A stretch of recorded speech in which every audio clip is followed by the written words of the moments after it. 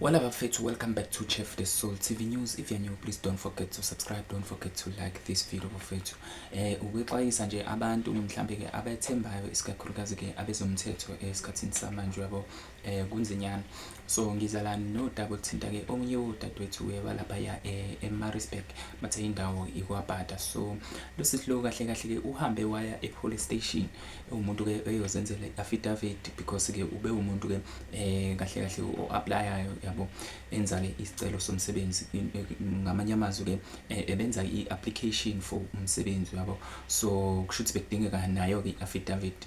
Into ke echazwayo la mengibheka lapha kwisolezwe into ke echazwayo ukuthi ke lo sisi lo uma ke eya lapha police station yakhona ePietermaritzburg uhlangana ke nokuthi athezimele kulayini, then bese kuba khona ke iphoyisa elim-approachayo ukuthi ke akeze e-office ezokwazi ke ukuthola usizo ngalendlela kade lidinga ngayo. So wase ke eyahamba ke usisi umntomula kulayini manje usisi lo yabo. Shuthi ke uma efike e-office leli phoyisa ke Mbumbulu ligcina lenza njani, ligcina livala likhiya umnyango ngokuchazwa ke kwaso ke istatement la engibone khona kulona isolezwe. So uthi ke mayichazela ke ilento zana bamaphephandaba losisi wabe ke lomlisa ke esekhiya isicapha. Uthe mayekhiya ke wakhipha ke isibhamu enqulwini wamsabisa ngaso ukuthi ke mayeka athi vu nje ukushuthi uzomenzakalisa uyabo. Waqhubeka ke naloku ayehlose ukuthi akwenze, ngamanye amazwi ke wagcina ke emdlwengula kanjalo uyabo. Kuye kube kubi ke ngoba abantu abaningi especially aba-vulnerable, abantu ke abasuke bedinga usizo yabo, abantu ke abasuke beya e-police station ngezinye inhloso, kodwa makugcina kwenzeka izinto ezinjengalezi kuyathusa nokho uyabo. Uma liqhubeka ke bafethu lolu daba kugcina kuba sekuthenini ke usisi ke kuyenzeka lokho kwenzakalayo e-office lelo and agcine ephumile e-police station ngaphandle kokureporta kuyona ke i-police station leyo. Kodwa uthi mayephumela ngaphandle afonele ke umngani wakhe amtshela ukuthi ke cha mina ke sekwehlakale ukuthi nokuthi uma ke umngani wakhe ke bekhuluma naye wabe semcebisa ngokuthi ke akaye kwenye i-police station kodwa akaqale kwadokotela ukuze kuzokwazi ukuthi ke asizakale ngalolu daba lwakhe yabo, for i-proof mhlambe in case ke njengoba ke ezokwazi ukuthi ayovula icala somewhere else. Walivula ke nokho sisicala kwenye i-police station bathi ke ise-Mountain Rise khona lapha eMaritzburg. Uthe mayivula ke i-case wagcina ke ngosuku lwangakusasa lolu daba lento yenzeka ngomhla ka-15 August. Umlisa ke loyo wase ke eyaboshwa ngosuku elilandelayo kumhla ka-16. Then ke uyile ke enkantolo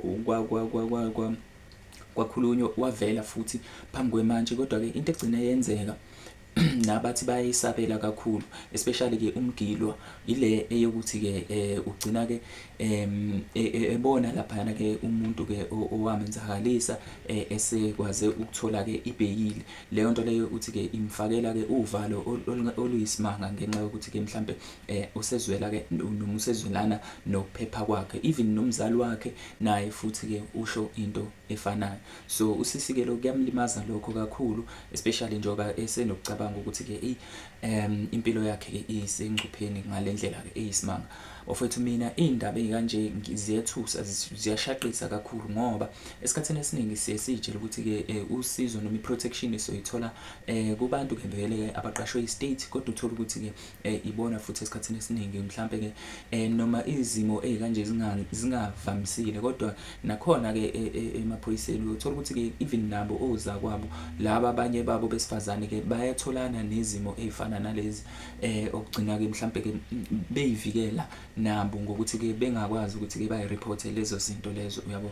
So bafethu, this is very sensitive and le case le bafethu ngiyacela ukuthi ke mhlambe if ever ninento engayiphawula ngayo niyiphawule la ngezansi ukuthi ke ngempela ke abantu besifazane ke basafe kangakanani uma ngokucabanga kwenu uma beya endaweni la abasuke bekhona bedinga usizo ngalendlela. Yes, abanye bayasizakala ngaphandle kokuphuma nomyucu noma mhlambe ngokuphazamiswa, kodwa ukuthemba ngempela ke abantu ke abafana nawo amaphoyisa kuyinkinga kwesinye isikhathi yabo, because even ngisho nabantu besilisa when it comes to mhlawumbe izinto ke zo abuse kanje, uhambe uyoreporta leyo nto leyo, kuba nzima komunye umuntu ke owesilisa ukuthi ke ayi-report leyo nto, because into le othola ukuthi kwesinye isikhathi ngempela iya-challenge ngendlela abaresponda ngayo, bakuhleke, benza yonke lento le abasuke kungafanele ukuthi bayenze, instead of futhi bakusupport. But then in this case bafethu ke ilandeleliwe and futhi ke udaba liyaqhubeka.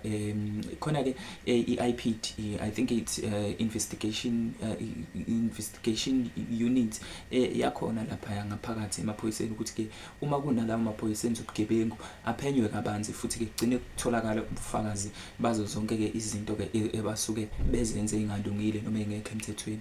Anyways bafethu, asithembe ukuthi ke lolu daba liyogcina mhlambe ke abantu noma ke lezo inhlangothi ke ezidinga ukuthi ke mhlambe ke zithole ubulungiswa kulento ke sigcine sikwazile ke ukuthola ubulungiswa, noma ke kunzima kwesinye isikhathi ngoba abantu bezemthetho ke esikhathini esiningi njengoba kune corruption engaka, ungathola kulahleka idocket khona lapho yabo, even in case uyivulile somewhere else, but le interconnectedness yobugebengu iyinto ke eyandile ekhona yonke indawo. But then I think bafethu, for now let's discuss ngalento, we engage kuyona ke comment section nani ngokuthi ke nibeke imibono yenu, nathi ke futhi ke ngapha sikwazi ukuthi ke sithole ke okuhlukile kunalokho thina esisuke sikucabanga. Anyways, umthetho awuvumelani nalokho. Uma uya kwindawo ye-state usuke uye ngokuyothola usizo and usuke ungayile ngokuyosiza abanye abantu.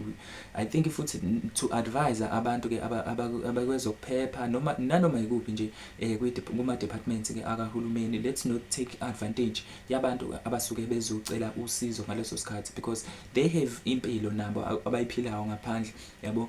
Akusho ukuthi ngoba naka abantu besuke bezofuna usizo noma bedinga leyo nto leyo abayidingayo lapho abantu nje abangazi ukuthi bafuna ukwenzani ngeimpilo zabo noma benzani ngeimpilo zabo yabo. So I think bafethu ke okubalekile nje njengamanje ukuthi sazi ukuthi ke abantu, ngisho kuthiwa akaqashwa ndawo, ngisho kuthiwa ke usafuna la ufuna khona, uyadeserve ukuthi uhlonishwe noma yikuphi. Even ngisho emsebenzini wenza interview, akekho umuntu onelungelo la kuleyo department ukuthi ke mhlambe ke agcine esefuna ukulala nawe ngenkani noma agcine esekuthembisa umsebenzi ngokuthi ke mhlambe mawulale naye uzoba i-member eba successful for leyo application noma leyo interview. Anyways bafethu, do comment on that section down below nizwakalisa ama views enu. Don't forget to subscribe to this channel if you haven't subscribed. Don't forget to like this video. Don't forget to share the video as well for others to see, and because ile video kahle kahle inhloso yayo ukuqwashisa nokuthi ke abantu ke baba informate, kube information abayitholayo yabo. Niphepheke ngani sakwethu ke kusona zonke ke indawo la anikhona. Anyways, ngibonge kakhulu manje. Danko.